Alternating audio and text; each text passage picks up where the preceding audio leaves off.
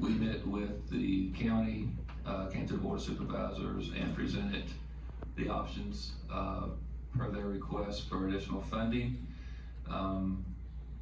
It was kind of apparent that we weren't going to make any headway that evening, and the county chair, the board chair, asked us to come back with some different funding options and things of that nature. So we've been working with the architect and Jamerson Lewis to look at reducing the scope of the project.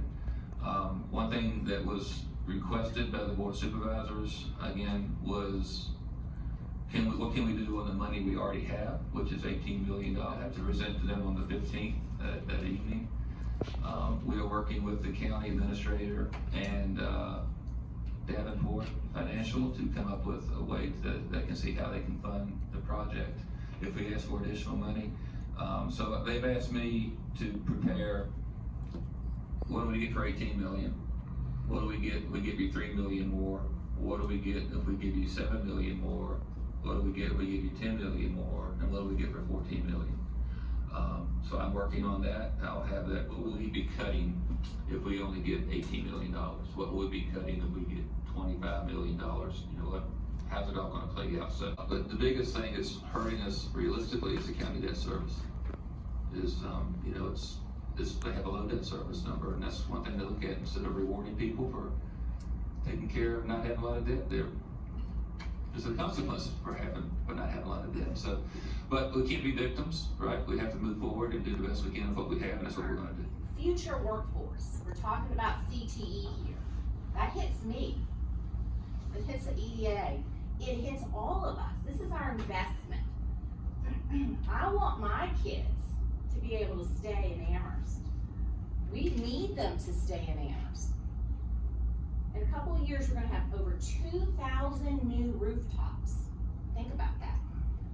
2,000 new rooftops in the next less than 5 years. With that's going to come businesses. With that comes retailing. Comes a lot. We need that workforce, and we need to be ready. Our schools need to be ready. Our CTE needs to be ready. Prospective citizens and businesses, what's the first thing you think they look at? They look at our schools. But I'm just saying that this is the time. As you said, this is the time, and these things that we're asking to update or to build new is needed. It's not a want list, it's a need list, really.